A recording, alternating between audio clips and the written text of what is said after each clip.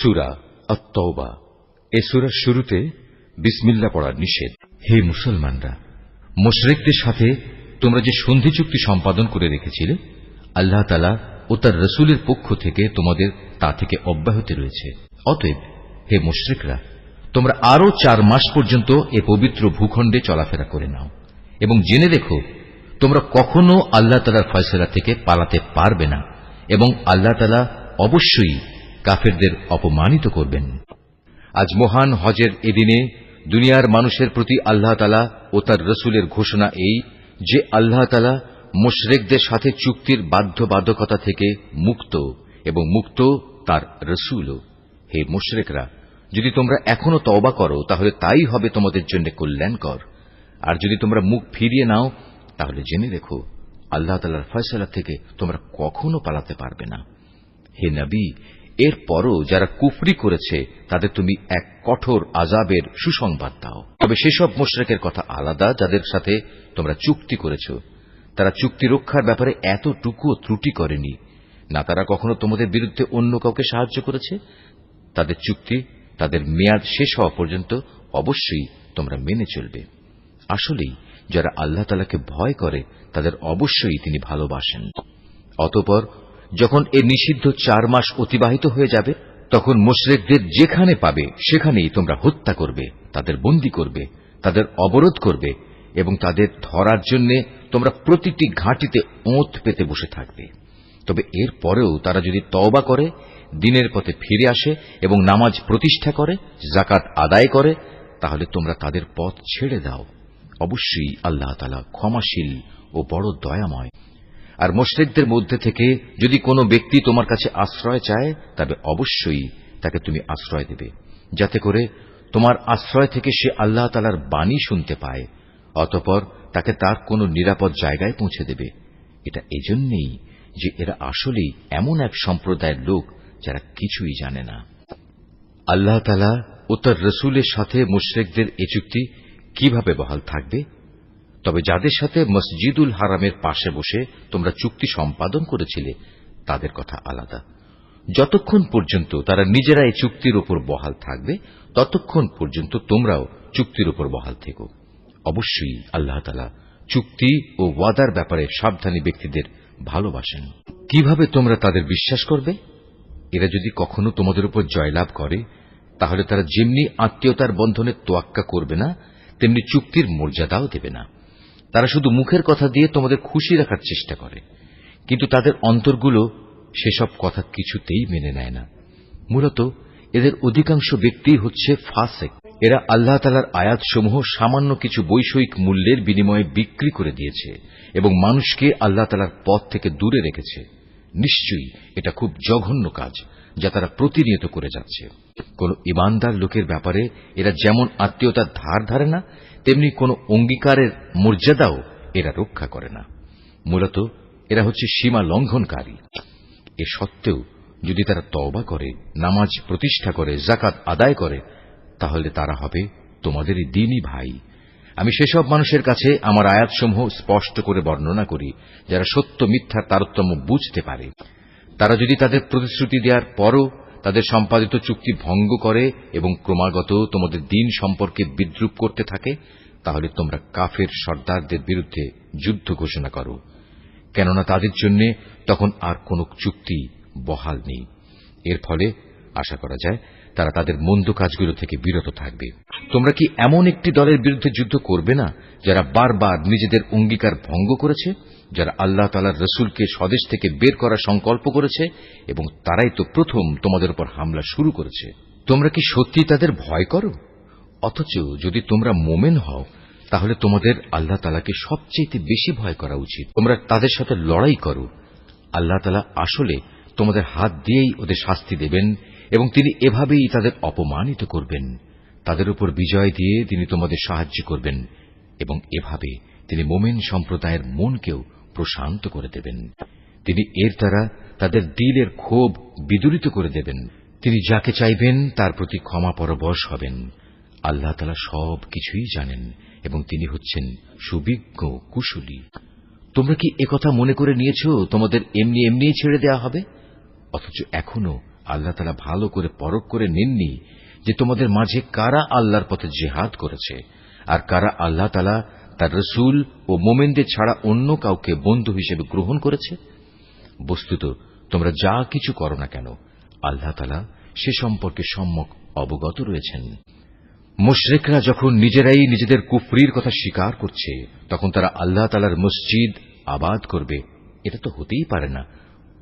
মূলত এরা হচ্ছে সেসব লোক যাদের যাবতীয় কর্মকাণ্ড আগেই বরবাদ হয়ে গেছে এবং চিরকাল তাই এদের দোজখের আগুনেই কাটাতে হবে। আল্লাহ তাআলার ঘর মসজিদ তো আবাদ করবে তারা যারা আল্লাহ তাআলা ও পরকালের উপর ঈমান আনে, নামাজ প্রতিষ্ঠা করে, যাকাত আদায় করে আর আল্লাহ তাআলা ছাড়া কাউকেই তারা ভয় করে না। এদের ব্যাপারেই আশা করা যায় এরা হেদায়েত প্রাপ্ত মানুষের অন্তর্ভুক্ত হবে। তোমরা কি হজের মৌসুমে হাজিদের পানি পান করানো ও কাবা ঘরের খেদমত করাকে সে ব্যক্তির কাজের সমপর্যায়ের মনে করো?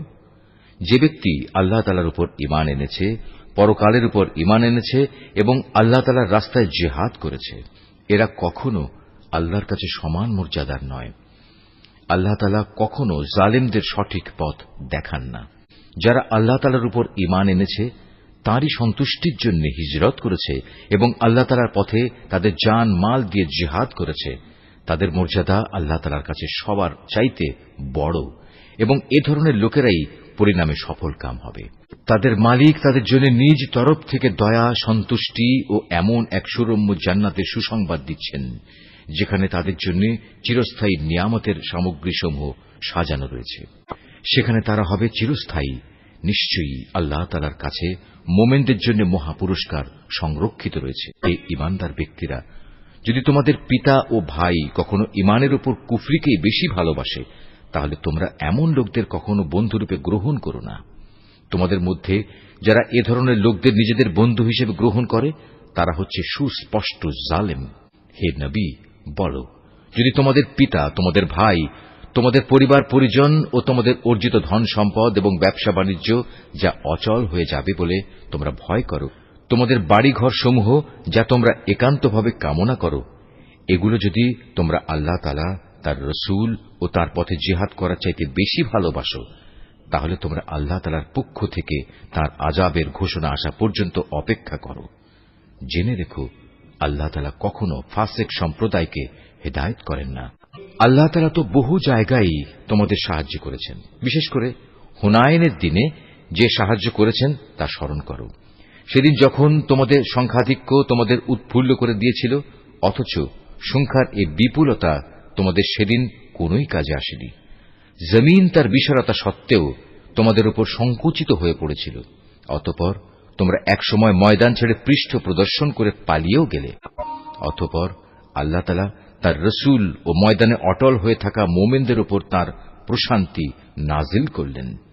ময়দানে তিনি এমন এক লস্কর বাহিনী পাঠালেন যাদের সেদিন তোমরা দেখতে পাওনি, এবং তাদের দিয়ে তিনি কাফেরদের এক চরম শাস্তি দিলেন। যারা আল্লাহকে অস্বীকার করে, এ হচ্ছে তাদের যথাযথ পাওনা। এর পরেও আল্লাহ তাআলা যাকে ইচ্ছা তাকে ক্ষমা করে দেন। আল্লাহ তাআলা ক্ষমাশীল ও পরম দয়ালু। ও হে মানুষ, তোমরা যারা আল্লাহ তাআলার উপর ঈমান এনেছ, জেনে রেখো, মুশরিকরা হচ্ছে চিন্তা ও আদর্শের দিক থেকে অপবিত্র। অতএব এ অপবিত্রতা নিয়ে তারা যেন এ বছরের পর আর কখনো এ পবিত্র মসজিদের কাছে না আসে। যদি তাদের না আসার কারণে তোমরা আশু দারিদ্র্যের আশঙ্কা করো, তাহলে জেনে রেখো, অচিরেই আল্লাহ তাআলা চাইলে নিজ অনুগ্রহ দিয়ে তোমাদের অভাব মুক্ত করে দিতে পারেন। অবশ্যই আল্লাহ তাআলা সর্বজ্ঞ ও কুশলী। যাদের প্রতি ইতিপূর্বে কিতাব অবতীর্ণ করা হয়েছে তাদের মধ্যে যারা আল্লাহ তাআলার উপর ঈমান আনে না, পরকালের উপর ঈমান আনে না, আল্লাহ তাআলা ও তার রাসূল যা কিছু হারাম করেছেন তা হারাম বলে স্বীকার করে না, সর্বোপরি সত্য দ্বীন ইসলামকে নিজেদের জীবন ব্যবস্থা হিসেবে গ্রহণ করে না, তাদের বিরুদ্ধে তোমরা লড়াই চালিয়ে যাও, যে পর্যন্ত না তারা নত হয়ে স্বেচ্ছায় জিজিয়া কর দিতে শুরু করে। ইহুদিরা বলে উযায়ের আল্লাহর পুত্র, আবার খ্রিস্টানরা বলে মসীহ আল্লাহর পুত্র। আসলে এ সবই হচ্ছে তাদের মুখের কথা। তাদের আগে যারা আল্লাহ তাআলাকে অস্বীকার করেছে, এরা তাদেরই অনুকরণ করছে মাত্র। আল্লাহ তাআলা এদের সবাইকে ধ্বংস করুন। তাকিয়ে দেখো এরা কিভাবে আজ দাঁড়ে দাঁড়ে ঠোকর খাচ্ছে। এ লোকেরা আল্লাহ তাআলাকে বাদ দিয়ে তাদের আলেম ও পীর দরবেশদের মাবুদ বানিয়ে নিয়েছে এবং মরিয়ম পুত্র মসিহকেও কেউ কেউ মাবুদ বানিয়ে রেখেছে। অথচ এদের এক আল্লাহ তাআলা ছাড়া অন্য কারোই বন্দেগী করতে আদেশ দেওয়া হয়নি। তিনি ছাড়া আর কোনো মাবুদ নেই। তারা যাদের আল্লাহর সাথে শরীক করে তিনি এসব কথাবার্তা থেকে অনেক পবিত্র।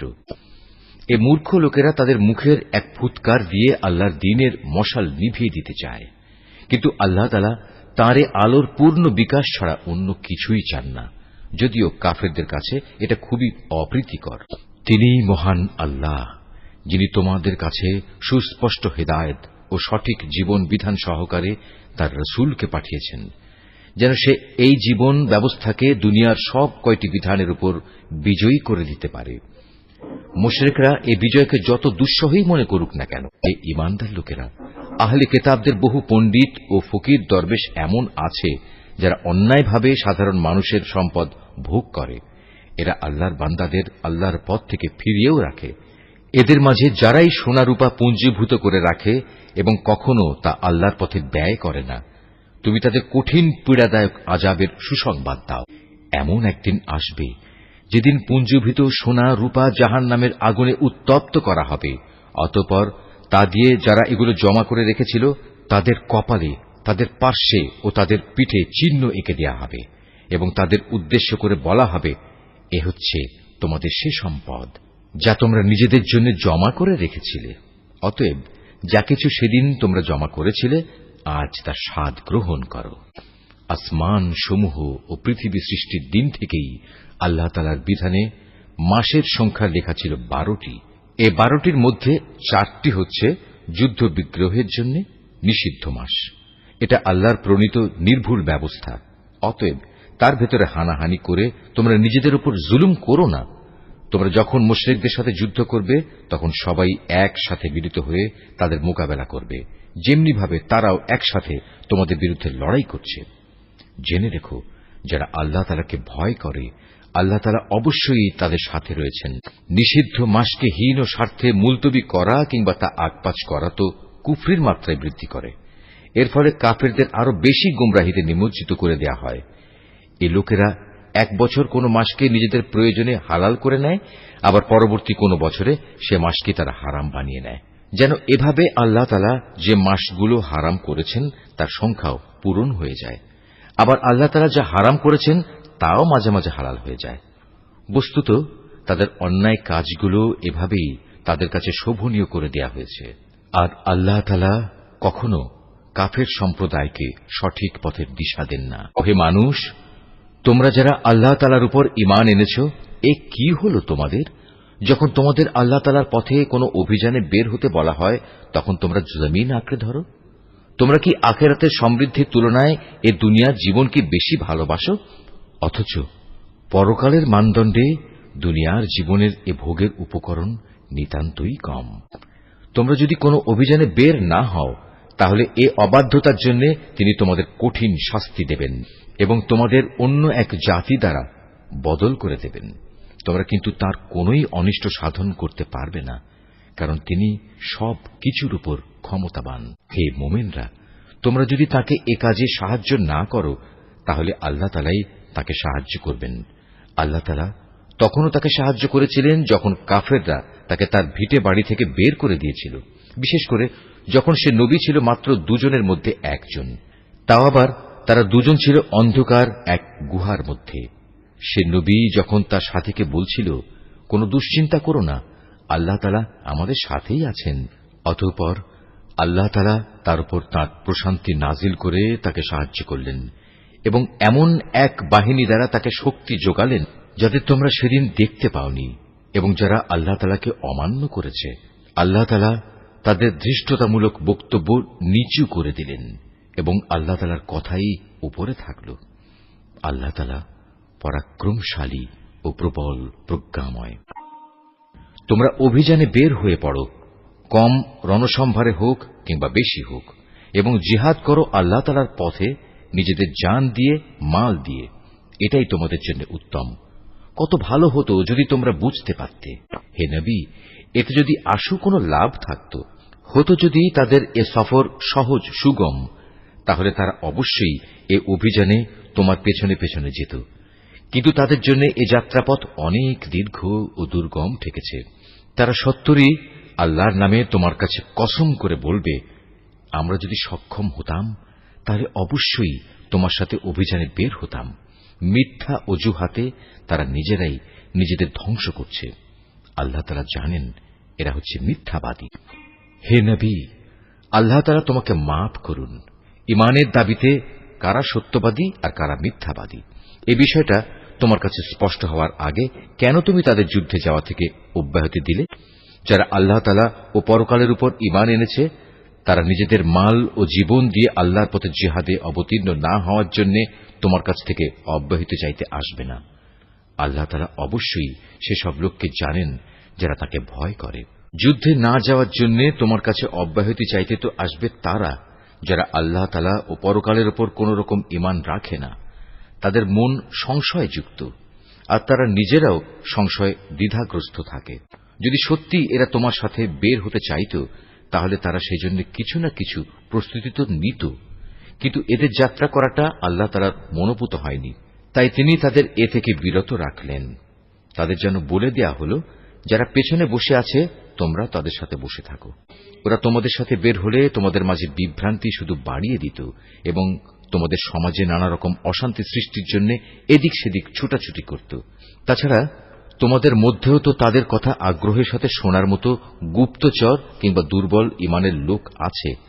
আল্লাহ তাআলা এসব জালেমদের অবস্থা সম্পর্কে সম্যক অবগত রয়েছেন। এরা এর আগেও তোমাদের মাঝে বিশৃঙ্খলা সৃষ্টি করতে চেয়েছিল এবং তোমার পরিকল্পনাগুলো পাল্টে দেয়া চক্রান্ত করেছিল। শেষ পর্যন্ত ন্যায় ও ইনসাফ তাদের কাছে এসে হাজির হল এবং আল্লাহ তাআলার ফয়সালাই চূড়ান্তভাবে বিজয়ী হল, যদিও তারা হচ্ছে এ বিজয় অপছন্দকারী। তাদের ভেতর এমন কিছু মানুষও আছে যারা বলে, হে নবী, এই যুদ্ধে যাওয়া থেকে তুমি আমাকে অব্যাহতি দাও এবং আমাকে তুমি কোন লোভনীয় বস্তুর মুসিবতে ফেলো না। তোমরা জেনে রেখো, এরা তো আগে থেকেই নানা মুসিবতে পড়ে আছে, আর জাহান্নাম তো কাফেরদের চারিদিকে বড় মুসিবতের মতোই ঘিরে রেখেছে।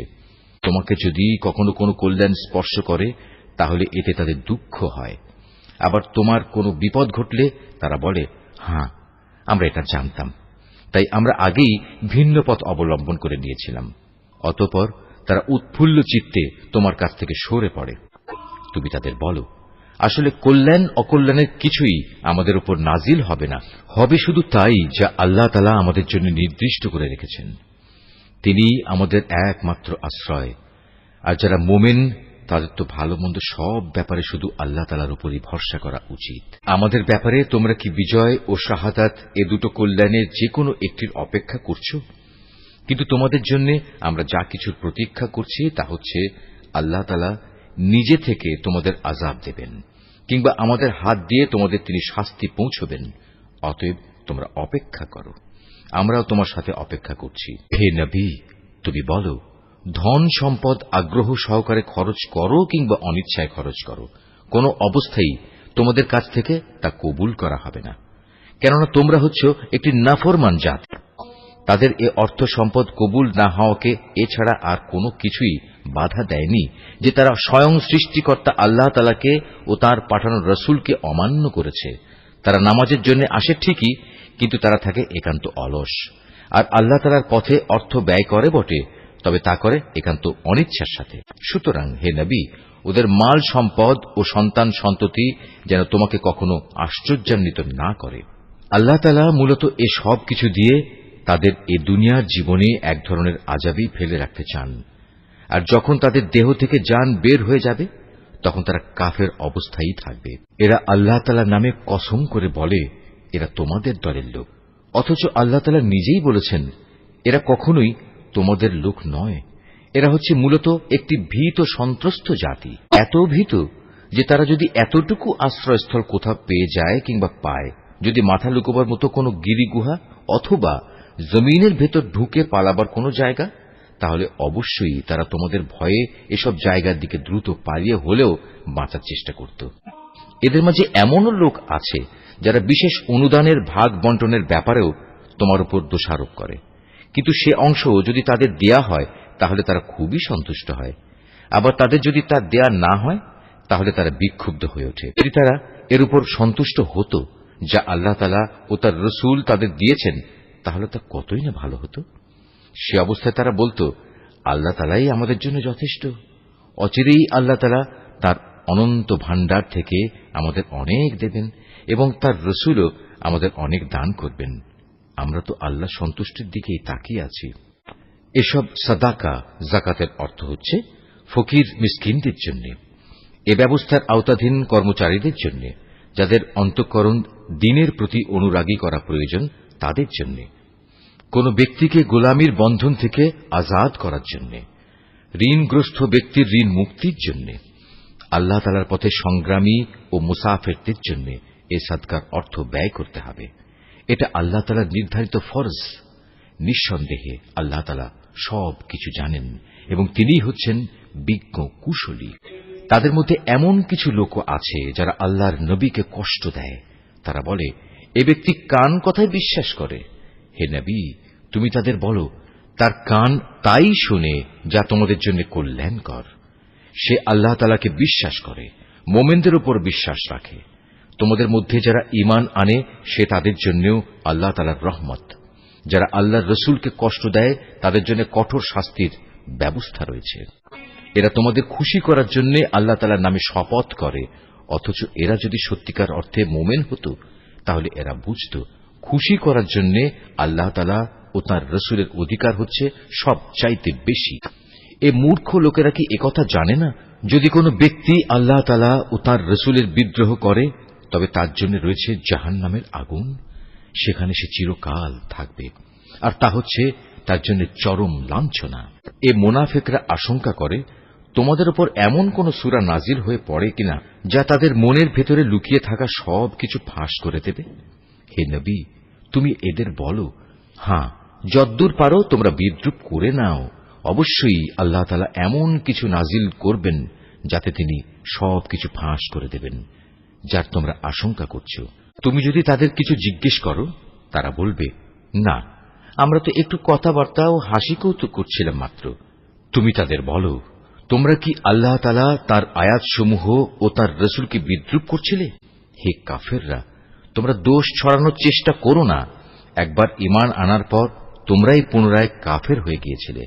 আমি যদি তোমাদের এক দলকে তাদের ঈমানের কারণে ক্ষমা করে দিতে পারি, তাহলে আরেক দলকে পুনরায় কুফরিতে ফিরে যাবার জন্য ভয়াবহ শাস্তিও দিতে পারি, কারণ এ শেষের দলের লোকেরা ছিল জঘন্য অপরাধী। মুনাফিক পুরুষ ও মুনাফিক নারী এরা স্বভাব চরিত্রে একে অপরের মতোই। তারা উভয়ই মানুষদের অসৎ কাজের আদেশ দেয় ও সৎ কাজ থেকে বিরত রাখে এবং আল্লাহ তাআলার পথে খরচ করা থেকে উভয়ই নিজেদের হাত বন্ধ করে রাখে।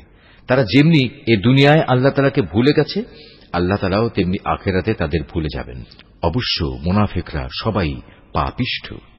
আল্লাহ তাআলা এ মুনাফিক পুরুষ ও মুনাফিক নারী এবং কাফেরদের জাহান্নামের ভয়াবহ আগুনের প্রতিশ্রুতি দিয়েছেন, যেখানে তারা চিরকাল ধরে জ্বলতে থাকবে।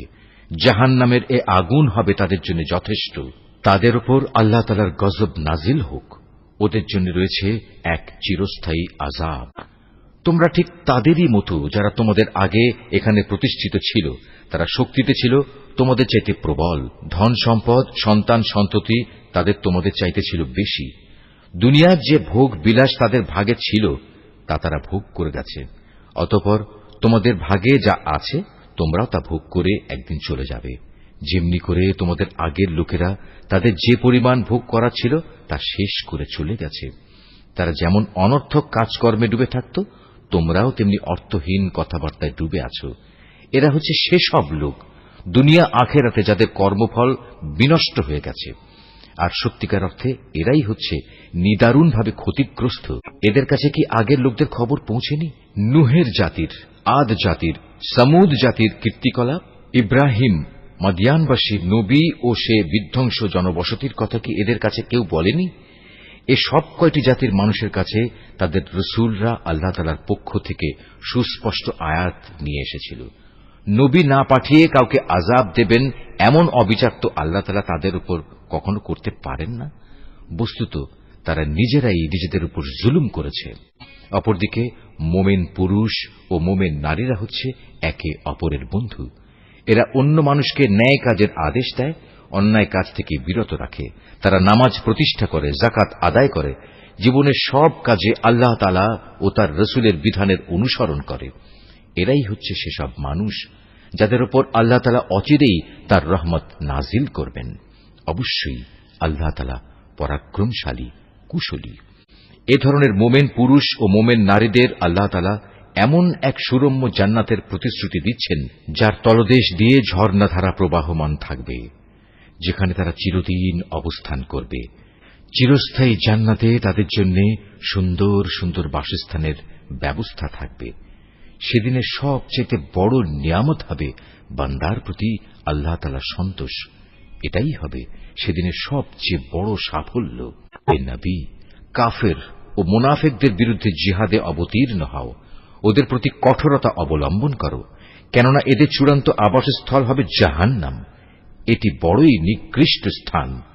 এরা আল্লাহর নামে কসম করে বলে কুফরি শব্দ এরা বলেনি, আসলে এরা কুফরি শব্দ বলেছে এবং তাদের ইসলাম গ্রহণের পরেই তারা তা অস্বীকার করেছে।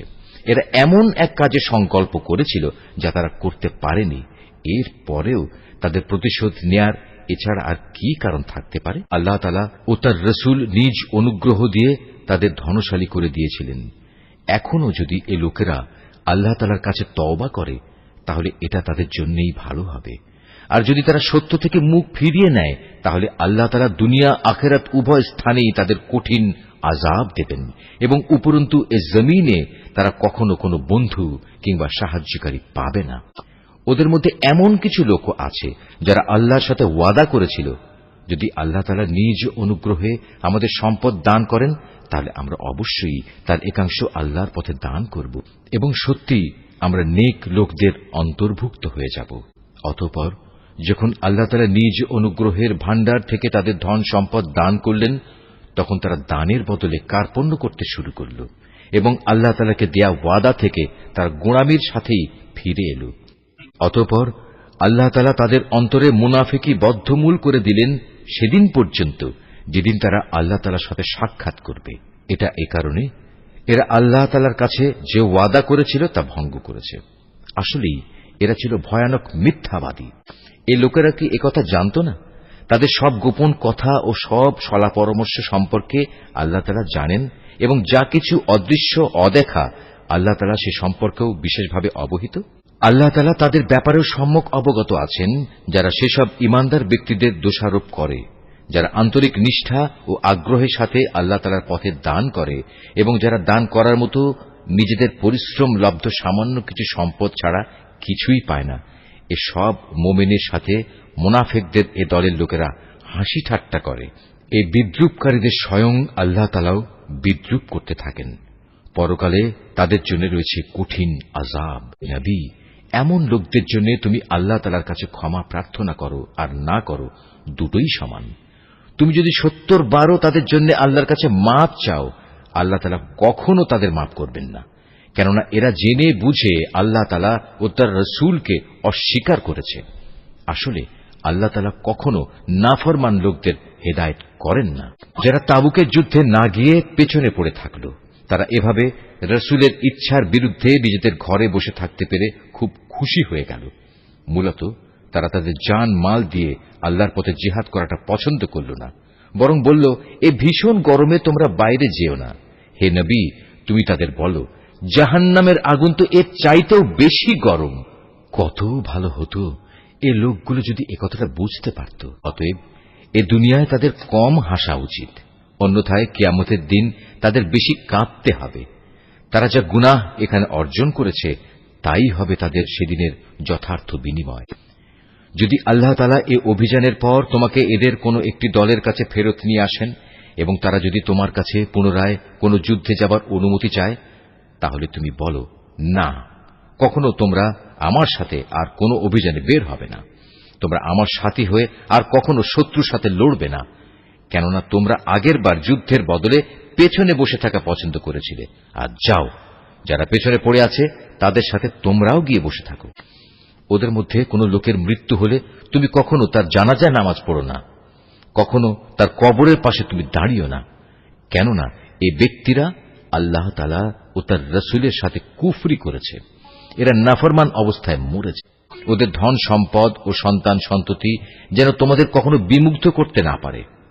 মূলত আল্লাহ তাআলা এই সব কিছু দিয়ে তাদের দুনিয়ার জীবনে নানা ধরনের শাস্তি দিতে চান এবং তাদের প্রাণবায়ু একদিন এমন এক অবস্থায় বের হবে যখন তারা পুরোপুরি কাফের থাকবে। যখনই এমন ধরনের কোন সূরা নাজিল হয় যাতে বলা হয় তোমরা আল্লাহর উপর ঈমান আনো এবং তার রাসূলের সাথে মিলে কাফেরদের বিরুদ্ধে জিহাদ করো, তখনই তাদের বিত্তশালী ব্যক্তিরা তোমার কাছে এসে যুদ্ধে না যাওয়ার জন্য অব্যাহতি চায় এবং তারা বলে, হে নবী, আমাদের রেহাই দাও, যারা ঘরে বসে আছে তাদের সাথে আমাদেরও বসে থাকতে দাও।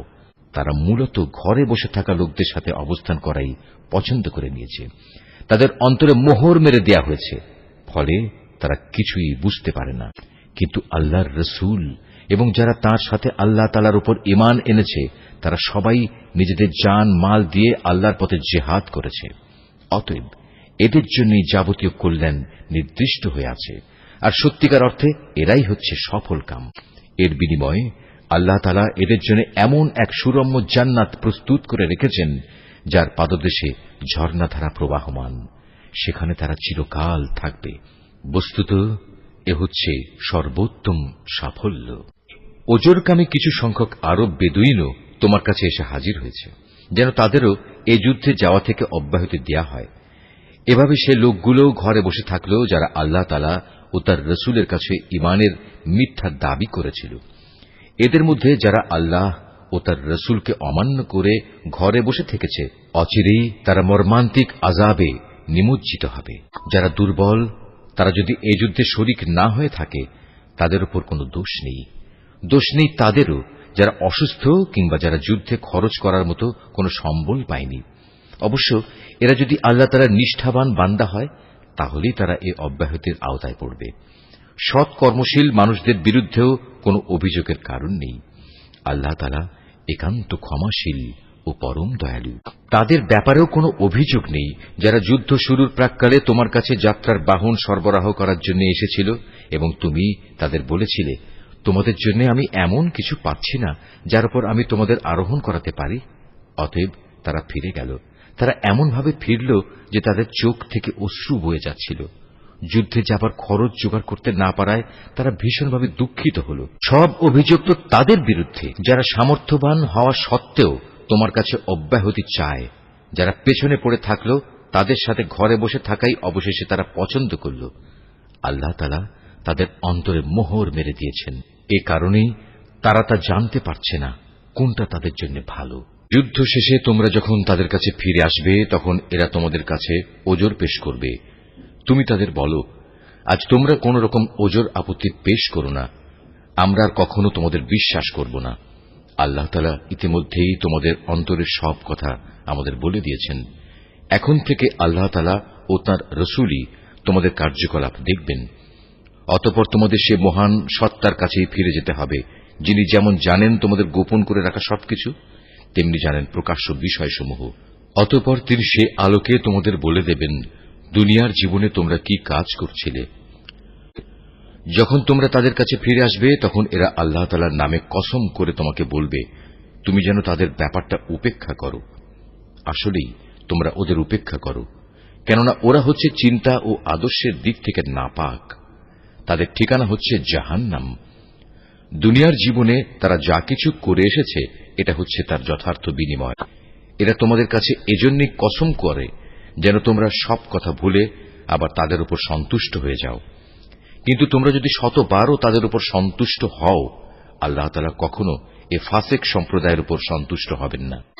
বেদুইন আরব লোকগুলো কুফর ও মুনাফিকের ব্যাপারে অত্যন্ত কঠোর প্রকৃতির। আল্লাহ তাআলা তার রাসূলের উপর স্বীয় দ্বীনের সীমারেখার যে বিধানসমূহ নাজিল করেছেন সে জ্ঞান লাভ না করার ক্ষমতাই মনে হয় এদের মধ্যে প্রবল। মূলত আল্লাহ তাআলাই হচ্ছেন সুবিজ্ঞ কুশলী। এ বেদুইন আরবদের মধ্যে এমন কিছু লোক আছে যারা কখনো যদি আল্লাহ তাআলার পথে কিছু ব্যয় করে তাকে নিজেদের উপর জরিমানা তুল্য মনে করে এবং তোমাদের ব্যাপারে কালের বিবর্তনমূলক কোনো বিপদ মুসিবত আসুক এ অপেক্ষায় থাকে। আসলে কালের মন্দচক্র তো তাদের নিজেদের উপরই ছেয়ে আছে। বস্তুত আল্লাহ তাআলা সবকিছু শোনেন, সবকিছু জানেন। আবার এই বেদুইন আরবদের মাঝে এমন কিছু লোক আছে যারা আল্লাহ তাআলা ও পরকালের উপর ঈমান রাখে। এরা আল্লাহর পথে যা কিছু খরচ করে তাকে আল্লাহর নৈকট্য লাভ ও রসুলের দোয়া পাওয়ার একটা অবলম্বন মনে করে। সত্যি সত্যি তা হচ্ছে তাদের জন্য আল্লাহর নৈকট্য লাভের একটা উপায়। অচিরেই আল্লাহ তাআলা তাদের স্বীয় রহমতে প্রবেশ করাবেন। অবশ্যই আল্লাহ তাআলা ক্ষমাশীল ও পরম দয়ালু। মুহাজির ও আনসারদের মাঝে যারা প্রথম দিকে ঈমান এনেছে এবং পরে যারা একান্ত নিষ্ঠার সাথে তাদের অনুসরণ করেছে, আল্লাহ তাআলা এদের উপর সন্তুষ্ট হয়েছেন এবং এরাও আল্লাহ তাআলার উপর সন্তুষ্ট হয়েছে। আল্লাহ তাআলা তাদের জন্য এমন এক সুরম্য জান্নাত তৈরি করে রেখেছেন যার তলদেশ দিয়ে ঝর্ণাধারা প্রবাহিত। সেখানে তারা চিরকাল থাকবে, আর তাই হবে সর্বোত্তম সাফল্য। বেদুইন আরবদের যারা তোমার আশেপাশে বাস করে তাদের মধ্যে কিছু কিছু মুনাফিক আছে, আবার কিছু মুনাফিক মদিনাবাসীদের মধ্যেও আছে। এরা সবাই কিন্তু মুনাফিকিতে সিদ্ধহস্ত। তুমি এদের জানো না, কিন্তু আমি এদের জানি। অচিরেই আমি এদের অপমান ও পরাজয়ের দ্বারা দুবার শাস্তি দেব। অতঃপর ধীরে ধীরে এদের সবাইকে এক বড় আযাবের দিকে ফিরিয়ে দেয়া হবে। তোমাদের মাঝে আরো কিছু লোক আছে যারা অকপটে নিজেদের গুনাহসমূহের কথা স্বীকার করে। শয়তানের ফেরেবে তারা তাদের নেক কাজকে গুনাহের কাজের সাথে মিশিয়ে ফেলেছে। আশা করা যায় আল্লাহ তাআলা তাদের উপর ক্ষমা পরবশ হবেন। অবশ্যই আল্লাহ তাআলা ক্ষমাশীল ও পরম দয়ালু। তুমি তাদের ধন সম্পদ থেকে যাকাত ও সাদকা গ্রহণ করো। সাদকা তাদের পাক সাফ করে দেবে, তা দিয়ে তাদের পরিশোধিত করে দেবে। তুমি তাদের জন্য দোয়া করবে, কেননা তোমার দোয়া তাদের জন্য হবে পরম সান্ত্বনা। আল্লাহ তাআলা সব কিছু শোনেন এবং সবকিছু জানেন। তারা কি এ কথাটা জানে না আল্লাহ তাআলা তার বান্দাদের তওবা কবুল করেন এবং তিনি যাকাত ও সাদকা গ্রহণ করেন? নিশ্চয়ই আল্লাহ তাআলা হচ্ছেন তওবা গ্রহণকারী ও পরম দয়ালু। হে নবী, এদের তুমি বলো, তোমরা ভালো কাজ করো। আল্লাহ তাআলা, তার রাসূল ও মুমিনরা তোমাদের ভবিষ্যৎ কর্মকাণ্ড পর্যবেক্ষণ করবেন। অতঃপর মৃত্যুর পর তোমাদের সবাইকে এমন এক সত্তার দিকে ফিরিয়ে দেয়া হবে যিনি দেখা অদেখা সবকিছু সম্পর্কেই সম্যক অবগত। সেদিন তিনি তোমাদের বলে দেবেন, তোমরা দুনিয়ার জীবনে কোন ধরনের কাজ করছিলে। তোমাদের মাঝে আরো একটি দল রয়েছে যাদের ব্যাপারে এখনো আল্লাহ তাআলার সিদ্ধান্তের আশা করা হচ্ছে। আল্লাহ তাআলা তাদের হয় শাস্তি দেবেন, না হয় তিনি তাদের তওবা কবুল করবেন। বস্তুত আল্লাহ তাআলা হচ্ছেন সুবিজ্ঞ, কুশলী। মুনাফিকদের মধ্যে এমন লোক আছে যারা তোমাদের ক্ষতি সাধন করার জন্য মসজিদে জেরার বানিয়েছে। এর একমাত্র উদ্দেশ্য হচ্ছে আল্লাহ তাআলার বিরোধিতা করা, মুসলমানদের মধ্যে অনৈক্য সৃষ্টি করা। সর্বোপরি আগে যেসব লোক আল্লাহ তাআলা ও তার নবীর বিরুদ্ধে যুদ্ধ করেছে তাদের জন্য গোপন ঘাঁটি সরবরাহ করা।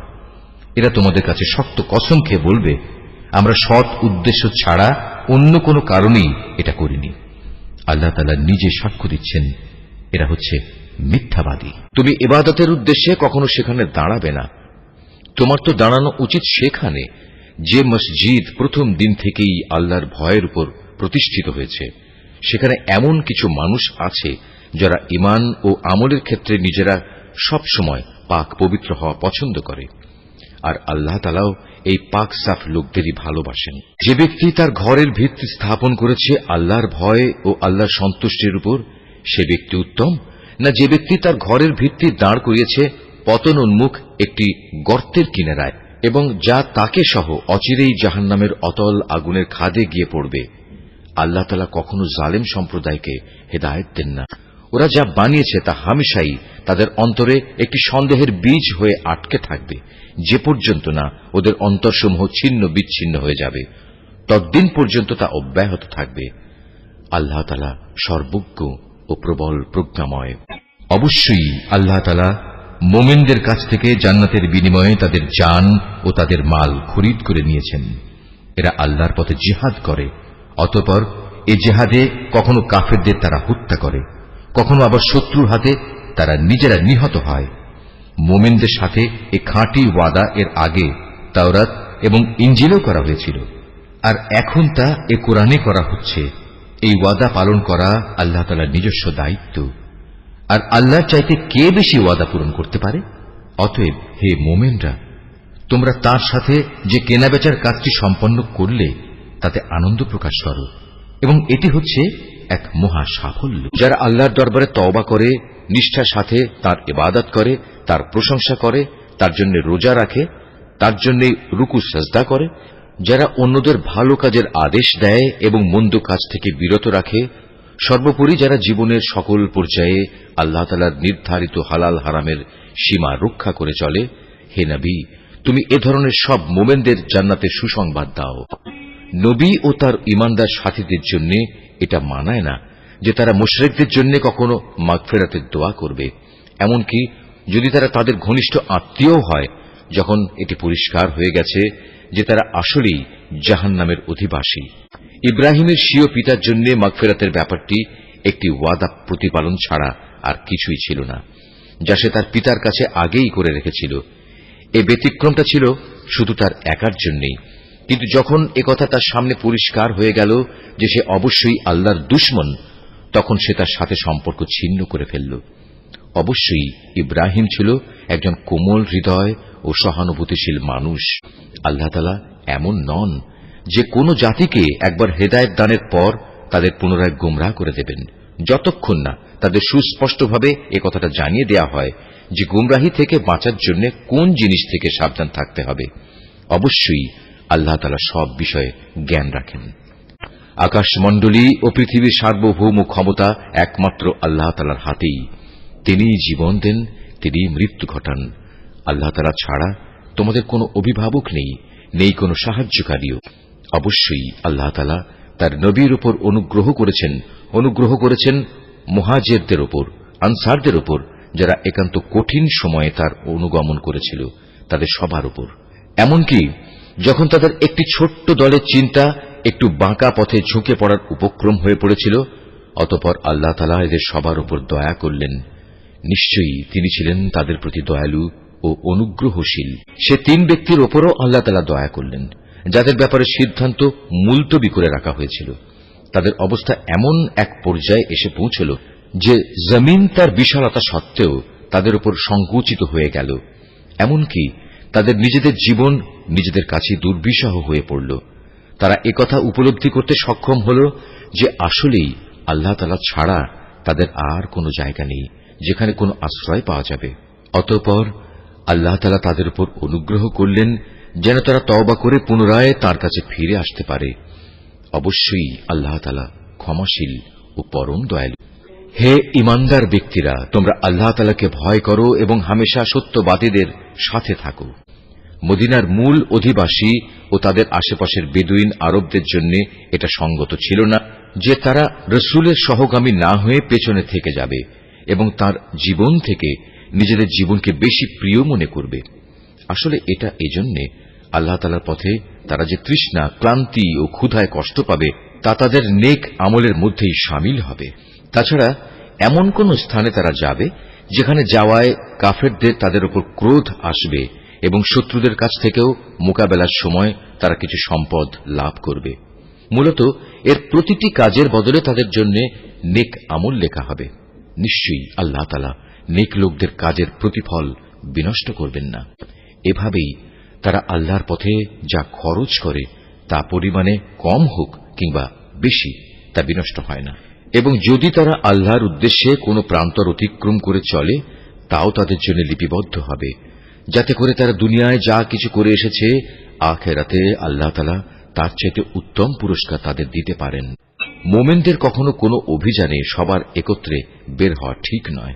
তারা এমন কেন করল না যে তাদের প্রত্যেক দল থেকে কিছু কিছু লোক বের হতো এবং দ্বীন সম্পর্কে জ্ঞানানুশীলন করত। অতঃপর যখন তারা অভিযান শেষে নিজ জাতির কাছে ফিরে আসত, তখন তাদের জাতিকে তারা আযাবের ভয় দেখাত। আশা করা যায় এতে তারা সতর্ক হয়ে চলবে। হে ঈমানদার লোকেরা, কাফেরদের মধ্যে যারা তোমাদের সীমান্তের কাছাকাছি রয়েছে তাদের বিরুদ্ধে জিহাদ করো। এমনভাবে জিহাদ করবে যেন তারা তোমাদের মধ্যে কঠোরতা দেখতে পায়। জেনে রেখো, আল্লাহ তাআলা হামেশাই মুত্তাকি লোকদের সাথে রয়েছেন। যখন কোন নতুন সূরা নাজিল হয় তখন এদের কিছু লোক এসে বিদ্রূপের ভাষায় জিজ্ঞেস করে, এ সূরা তোমাদের কার কার ঈমান বৃদ্ধি করেছে? তোমরা বলো, হ্যাঁ, যারা সত্যিই আল্লাহর উপর ঈমান এনেছে এ সূরা অবশ্যই তাদের ঈমান বৃদ্ধি করেছে এবং এর ফলে তারা আনন্দিতও হয়েছে। আর যাদের অন্তরে ব্যাধি রয়েছে এ সূরা তাদের মধ্যে আগের জমে থাকা নাপাকির সাথে আরো কিছু নতুন নাপাকি যুক্ত করে তা বাড়িয়ে দিয়েছে এবং তারা এ নাপাক ও কাফের অবস্থায় মারা যাবে। তারা কি দেখতে পায় না প্রতি বছর তাদের কিভাবে বিভিন্ন পরীক্ষায় ফেলে একবার কিংবা দুবার বিপর্যস্ত করা হচ্ছে? এর পরেও তারা তওবা করে না এবং বিপর্যয় থেকে তারা কোনো শিক্ষাও গ্রহণ করে না। আর যখনই কোনো নতুন সূরা নাজিল হয় তখন তারা পরস্পর চোখ চাওয়াচাওয়ি করে এবং ইশারায় একে অপরকে জিজ্ঞাসা করে, কেউ কি তোমাদের দেখতে পাচ্ছে? অতঃপর তারা হেদায়েত থেকে ফিরে যায়। আর আল্লাহ তাআলা তাদের অন্তরকে এভাবেই সত্য থেকে ফিরিয়ে দিয়েছেন, কেননা এরা হচ্ছে এমন সম্প্রদায়ের লোক যারা কিছু অনুধাবন করে না। কে মানুষ, তোমাদের কাছে তোমাদেরই মধ্যে থেকে এক রসূল এসেছে, তোমাদের কোন রকম কষ্ট ভোগ তার কাছে দুঃসহ, সে তোমাদের একান্ত কল্যাণকামী। ঈমানদারদের প্রতি সে হচ্ছে স্নেহপরায়ণ ও পরম দয়ালু। এর পরেও যদি এরা এমন কল্যাণকামী একজন রসূলের কাছ থেকে মুখ ফিরিয়ে নেয় তাহলে তুমি তাদের খোলাখুলি বলে দাও, আল্লাহ তাআলাই আমার জন্য যথেষ্ট, তিনি ছাড়া আর কোনো মাবুদ নেই। সমস্যায় সংকটে আমি তাঁর উপরে ভরসা করি এবং তিনিই হচ্ছেন মহান আরশের একচ্ছত্র অধিপতি।